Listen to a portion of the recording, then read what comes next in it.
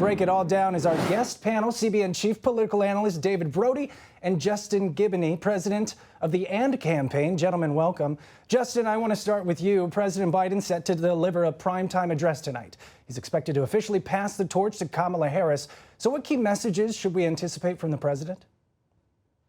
I expected it to be somewhat awkward. I mean, we know what happened for all this to even come about. But I expect him to say, look, she's going to continue what they've been doing in his administration, to talk about the economy and how they're trustworthy with the economy. I think that's one place where she's behind Trump right now. So expect Biden to hit on that.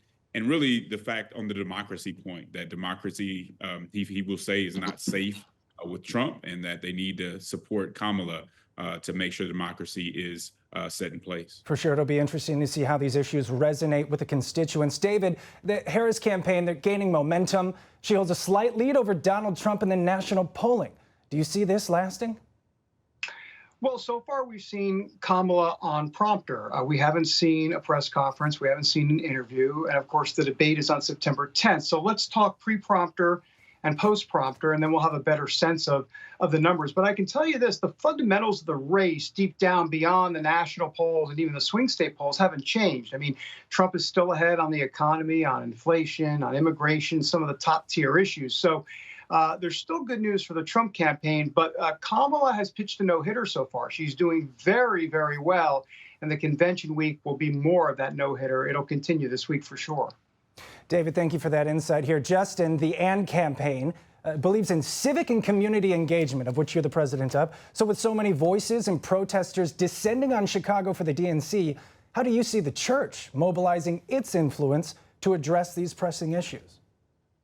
Well, I think it's important for us to keep everything in perspective, and people can have their partisan preferences, but what we can't do is hold back our critique. And so for both candidates, what I hope the church will do is be intellectually honest, uphold the same standard for both sides, and go from there. But the biggest thing I would say, and I said this before here, we have to make sure that people have hope. Even if they lose, even if you're on the side that loses in November, there is reason to go on. There is reason to keep on moving and treating your neighbor, even those that disagree with you, with dignity. Well, there's so many polarizing issues, Justin. As we were talking about prior to the show's start, I want to ask you why there's such a polarization and how do you bring them together? I think it goes a little bit more deeper than hope.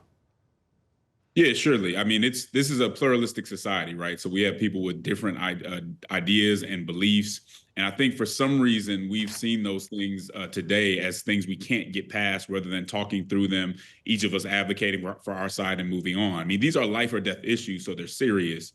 However, we need to be able to have enough respect for one another to hear each other out and be those who are trying to persuade others and not compel them to do what we want them to do. Of course, life and death issues, which is why it's so important to get out to the polls and vote. There is a deepening divide among Christians over the Evangelicals for Harris movement, with Franklin Graham opposing it while the granddaughter of the late Billy Graham supports it.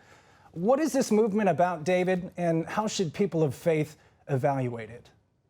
Well, look, the group Evangelicals for Harris wants to shift the conversation. They're not the only ones. They want to kind of go back, if you want to say retro to agree, to Barack Obama. Remember the hope and change and, of course, the golden rule? Well, they want to go and talk about love thy neighbor. It's really more a social justice type gospel. It's rooted in many of a lot of leftist thoughts. Some would call it even Christian socialism.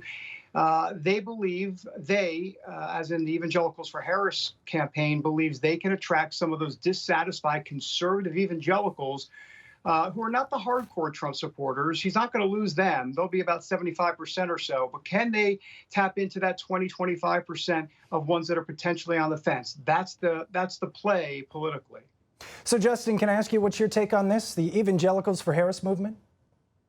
Yeah, I wouldn't paint them all with a broad brush. I think there is something that Brody is saying as far as some of the folks leaning further left. Others just think that Trump should not be in office, and that since the person most likely to beat him is not going to be in the third party, it's going to be somebody from the Democratic Party, that Kamala is the best choice to go with. So I think there's a broad agreement among the group. I don't think everybody is leftist or would call themselves socialists. In fact, I know for sure that all of them wouldn't. I know some of them, but certainly a group that is trying to change the conversation, change the vibes, and I think open the door for some evangelicals to feel it's okay to vote for the Democrats. Gentlemen, thank you for both of your perspectives. Time for one more question here. David, I want to end with you. Support for Israel, a pretty polarizing topic among Democrats.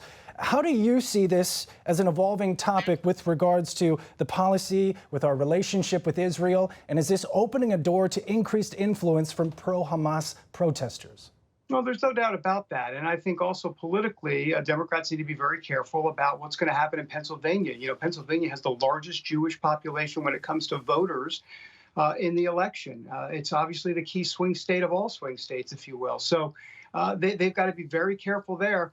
Watch for Trump and others to make inroads there. That's a real viable concern. And if it gets crazy this week in Chicago, many expect it to get crazy, that's going to become even more of a problem. David Brody, Justin Giboney, gentlemen, thank you very much for your time.